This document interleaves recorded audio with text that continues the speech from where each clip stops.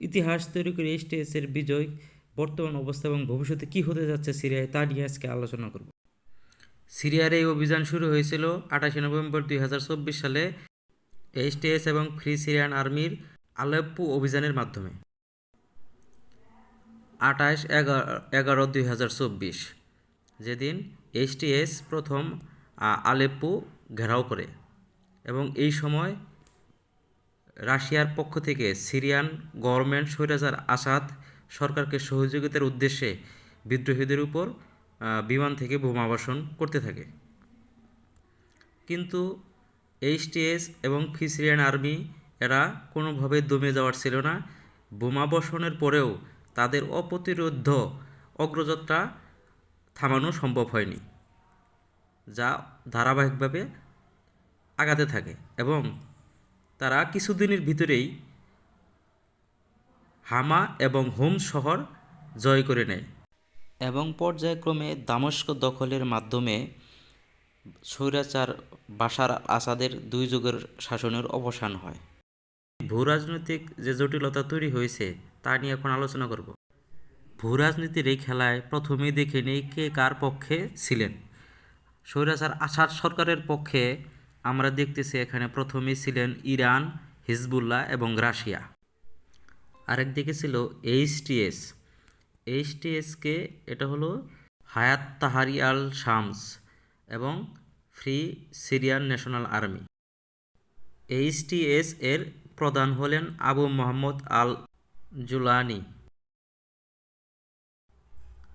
Syrian national army এবং HTS এর পিছনে ফুল সাপোর্ট দিয়েছে তুরস্কের গভর্নমেন্ট সরকার এবং তুরস্ক তাদের জাতীয় স্বার্থ রক্ষার্থে পূর্বে থেকেই সিরিয়াতে তাদের সামরিক ঘাঁটি স্থাপন করেছিল এবং তারা বর্তমানে সব ধরনের সহযোগিতা নিয়ে এইচটিএস এবং ফ্রি ন্যাশনাল সিরিয়ান আর্মির পিছনে দাঁড়িয়েছে।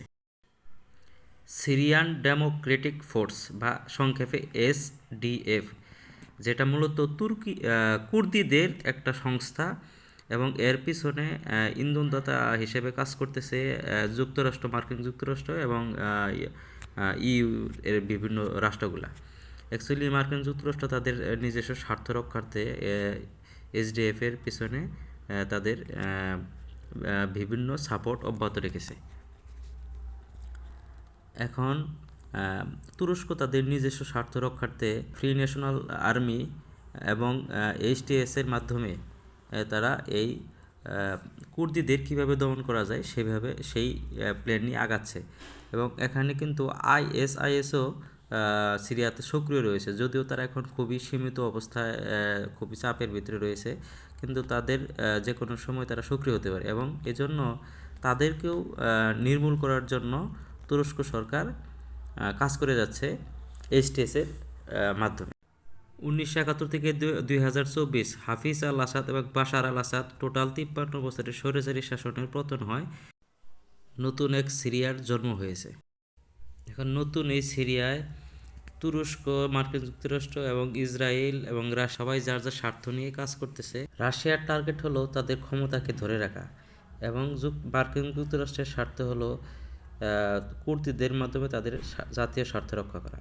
কিন্তু তুরস্ক চাচ্ছে সম্পূর্ণ সিরিয়া যাতে একটা শাসনের আন্ডারে আসে এবং কুর্দিরা যেন বিচ্ছিন্নতাবাদী আন্দোলন থেকে বিরত থাকে।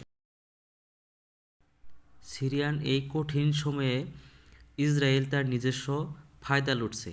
তারা কি করতেছে, তারা গোলান হাইটের যে বাফার জোন রয়েছে সেই বাফার জোন আসাদ সরকারের পতনের সাথে সাথে দখল করে নিয়েছে এবং তারা ইসরায়েল থেকে আসাদ সরকারের যে রেখে যাওয়া সামরিক যে স্থাপনাগুলো সেগুলোর উপরে বিমান হামলার মাধ্যমে তাহরির শামস এবং বর্তমান নিউ যে সিরিয়ান গভর্নমেন্ট তাকে সামরিকভাবে দুর্বল করার উদ্দেশ্যে বিমান হামলা চালিয়ে যাচ্ছে। এমন সময়ে ইরান রয়েছে পর্যবেক্ষণের ভূমিকায়।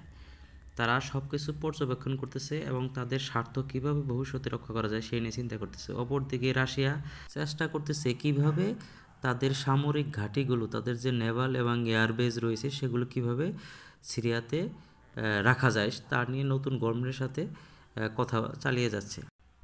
এদিকে ইরান চাচ্ছে হিজবুল্লাহর সাথে তাদের যে কানেক্টিং যে রোডওয়ে যে ছিল, যোগাযোগের যে মাধ্যমটা ছিল, সেটা কিভাবে রক্ষা করা যায় তাই নিয়ে নতুন যে সিরিয়ান গভর্নমেন্ট রয়েছে তারিয়ার শাম তাদের সাথে কথা চালিয়ে যাচ্ছে, যাতে তাদের হিজবুল্লাহকে সবসময় সহযোগিতা করে যেতে পারে।